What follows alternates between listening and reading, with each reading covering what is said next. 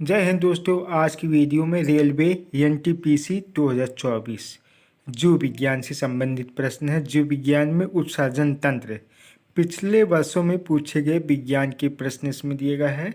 समान विज्ञान का है, यूथ कंपटीशन टाइम्स बुक है। तो ये RPF constable, SI, ALP, group D, RRB, NTPC सभी के लिए महत्वपूर्ण ये प्रश्न होंगे। पहला प्रश्न दिया है उत्सर्जन तंत्र से निम्न में से कौन सा कथन गलत है। इसमें से कौन सा गलत है। प्रत्येक वृक्क में बड़ी संख्या में न्यूरॉन नामक निस्यंदन इकाइयाँ मौजूद होती हैं जो एक साथ बंधी होती है। मानव उत्सर्जन तंत्र में एक वृक्क युग्म, एक मूत्रवाहिनी युग्म, एक मूत्राशय और एक मूत्रमार्ग होता है। सामान्यतः एक स्वस्थ वयस्क के वृक्कों में आरंभिक निस्यंद लगभग 180 लीटर प्रतिदिन होता है। तो इसमें से ऑप्शन ए सही है। प्रत्येक वृक्क में बड़ी संख्या में न्यूरॉन नामक निस्यंदन इकाइयाँ मौजूद होती हैं जो एक साथ बंधी होती हैं। व्याख्या इसमें दिया है। क्वेश्चन नंबर 926 दिया है, मानव शरीर का इनमें से कौन सा भाग सल्की उपकला से अस्तिरित नहीं होती। वृक्क नालिकाएं, त्वचा, मुख, ग्रसिका सल्की उपकला से अस्तिरित होती है जबकि वृक्क अस्तिरित नलिकाएं नहीं होती हैं। क्वेश्चन नंबर नेक्स्ट है, कृत्रिम वृक्क द्वारा रक्त से यूरिया को किस प्रकार निकाला जाता है। पराशरण द्वारा। मनुष्यों को निम्न में से कौन सा अंग उत्सर्जन अंग के रूप में कार्य नहीं करता। छोटी आंत। क्वेश्चन नंबर नेक्स्ट दिया है, क्या वृक्काणु की लंबी नलिका का संरचना का कोई लाभ है। तो ऑप्शन सी है हाँ, लंबी नालिका प्रारंभिक निस्यंदन से अतिरिक्त जल के पुनः अवशोषण हेतु समय तथा स्थान प्रदान करती है। आरआरबी ग्रुप डी 13/9/2022 में सेकेंड शिफ्ट में पूछा हुआ प्रश्न है।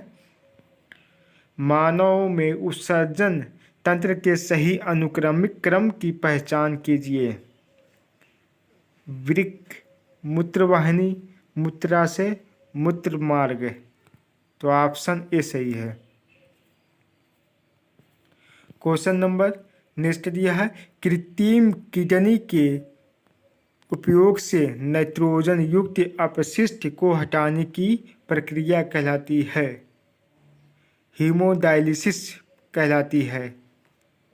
कृत्रिम किडनी के उपयोग से नाइट्रोजन युक्त अपशिष्ट हटाने की प्रक्रिया हीमोडायलिसिस कहलाती है। यूरिया और अन्य अपशिष्ट पदार्थ पोटेशियम और फास्फेट डायलिसिस समाधान में वितरित हो जाते हैं। रक्त अम्लता को ठीक करने के लिए सोडियम बाइकार्बोनेट को प्लाज्मा की तुलना में अधिक सांद्रता में मिलाया जाता है।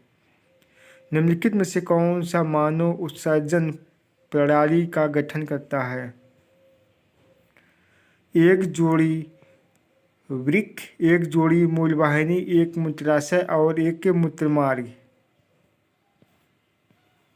शरीर के इनमें से किस अंग में उपशिष्ट ऊतक मौजूद नहीं होती। वृक्क में। मानव उत्सर्जन तंत्र का चित्र दिए गए उस विकल्प का चयन कीजिए जो इसके ए और बी द्वारा नामांकित भागों के कार्यों की निरूपित करता है।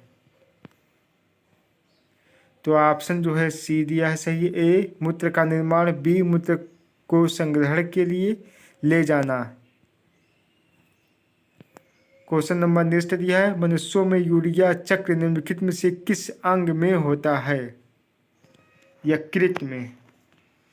यूरिया चक्र या आर्निथियन चक्र युक्त कोशिकाओं में माइटोकॉन्ड्रिया में अतिरिक्त अमोनिया को यूरिया में परिवर्तित करता है। यूरिया फिर रक्त प्रवाह में प्रवेश करता है, गुर्दे द्वारा फिल्टर किया जाता है और अनंतः मूत्र में उत्सर्जित होता है।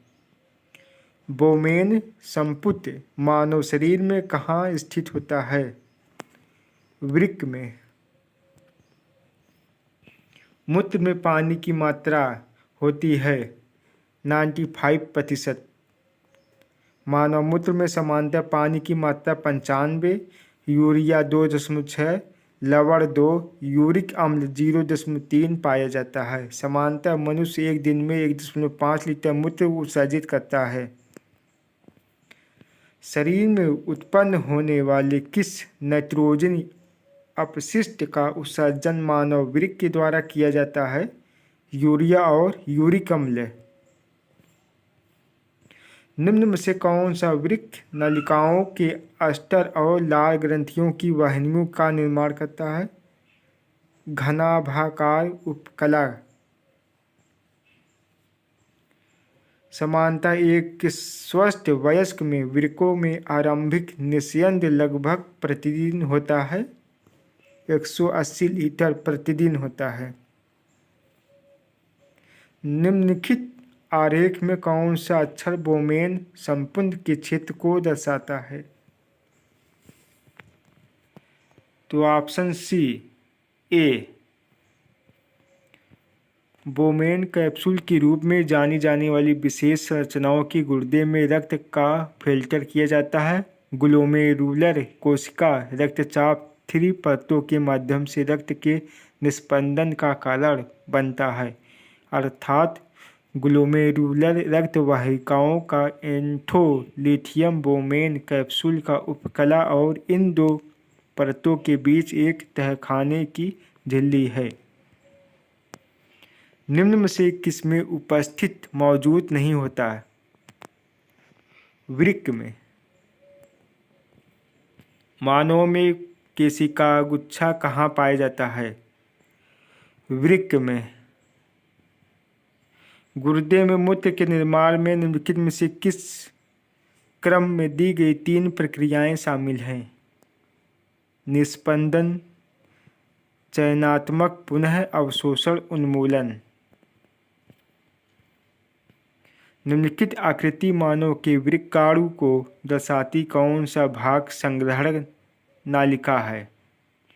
तो ऑप्शन ए, क्षेत्र ए। तो ऑप्शन जो है ए सही है। कोई नेक्स्ट प्रश्न दिया है, मानव वृक्क में विकाणु के नलिकानुमा भाग द्वारा आरंभिक निस्यंद से इनमें से किस पदार्थ का चयनात्मक पुनः अवशोषण कर लिया जाता है? ग्लूकोज, जल, लवण और अमीनो अम्ल के द्वारा। अपोहन डायलिसिस वृक्क की सामान्य कार्यप्रणाली प्रभावित होने पर रक्त से अपशिष्ट उत्पादों को निकालने के लिए की जाने वाली एक प्रक्रिया है। अपोहन डायलिसिस के चरण नीचे दिए हैं, लेकिन वे सही क्रम में निम्न है। कौन सा विकल्प इन चरणों के सही क्रम को दर्शाता है? लाइन से सिरा रोगी के रक्त को अपोहन तरल युक्त टैंक से गुजरना, धमनी से लाइन रक्त के अपशिष्ट उत्पादन अपोहन तरल युक्त टैंक से गुजरना। तो ऑप्शन जो है सी, CBEDA। निम्नलिखित में से कौन सा पदार्थ वृक्क के द्वारा पुनः अवशोषित नहीं किया जाता? क्रिएटिनिन। वोमेन संपुट को ढके रहती है केशिका गुच्छ। निम्नलिखित में से मानव शरीर में मूत्र निर्माण की प्रक्रिया का सही क्रम क्या है? निस्पंदन, पुनः अवशोषण, स्राव। एक वयस्क मानव मूत्र में होते हैं ऑप्शन सी 95% जल, 2.5 यूरिया, 2.5 अन्य अपशिष्ट पदार्थ। निम्नलिखित में से कौन सा मानव उत्सर्जन तंत्र का एक अंग नहीं है? श्वास नालिका। पदार्थों में स्तनधारियों की भांति वृक्क जैसे सुपरिभाषित उत्सर्जन तंत्र मौजूद क्यों नहीं होता? वे अपने कायिक अंगों के माध्यम से उत्सर्जन करते हैं। एक सामान्य वयस्क मनुष्य प्रतिदिन कितना लीटर मूत्र उत्सर्जन करता है? 102 लीटर। तो ऑप्शन जो है डी सही है, 1000 ml से 2000 ml तक। प्रत्येक वृक्क में बड़ी संख्या में निस्पंदन इकाइयाँ होती हैं, उन्हें कहा जाता है वृक्काणु कहा जाता है। डायलाइजर नामक मशीन जिसका उपयोग रोगी के रक्त को साफ करने के लिए किया जाता है उसे कृत्रिम भी कहा जाता है। गुर्दा। किडनी खराब होने का इलाज समय समय पर किडनी मशीन से किया जाता है, प्रक्रिया के रूप में जाना जाता है हीमोडायलिसिस। ऑप्शन ए सही है। निम्नलिखित में से कौन सा मानव उत्सर्जन तंत्र का हिस्सा नहीं है? श्वसनिका। मानव में वृक्क द्वारा घुलनशील नाइट्रोजन यौगिकों के रूप में उत्सर्जन उत्पादों को हटाया जाता है। नेफ्रॉन।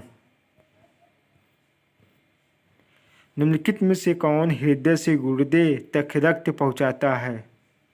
गुर्दे की धमनी। गुर्दे न केवल उत्सर्जन अंग होते हैं, इनकी कार्य का पूर्णता प्रदान करता है। लीवर। नेफ्रॉन संबंध है उत्सर्जन तंत्र का से। मानव में अमोनिया जो जहरीला है को यूरिया में बदल देता है। लीवर। यूरिया का निर्माण कहाँ होता है? यकृत में। मांसल नालिकाएं होती हैं जो मूत्र को गुर्दे से मूत्राशय की तरफ आगे धकेलती हैं, मूत्रवाहिनी कहते हैं। किसका प्राथमिक कार्य मूत्र के उत्पादन से खून से अपशिष्ट पदार्थ का उन्मूलन करना? वृक्क। मनुष्य के गुर्दे के निस्यंद की इकाइयों को कहते हैं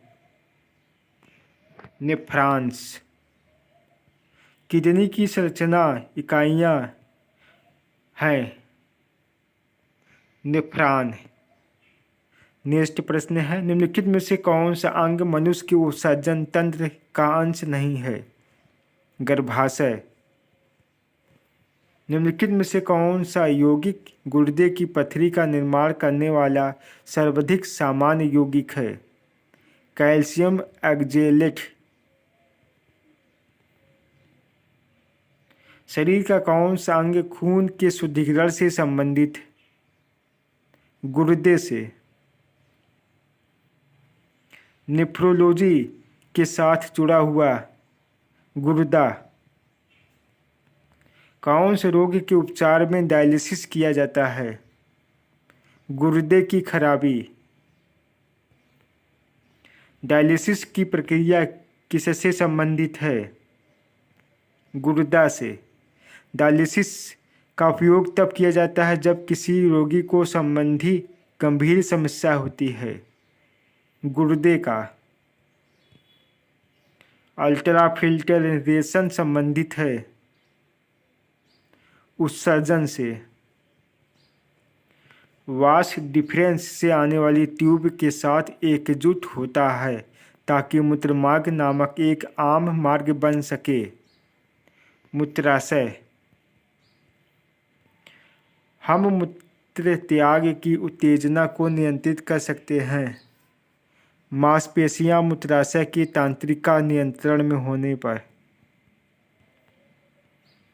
उस विकल्प को चुनें जो अन्य तीनों से अलग है। निश्चल कणिकाएं। इनमें से कौन सा अंग उत्सर्जन तंत्र से संबंधित नहीं है? कोरोनरी धमनी।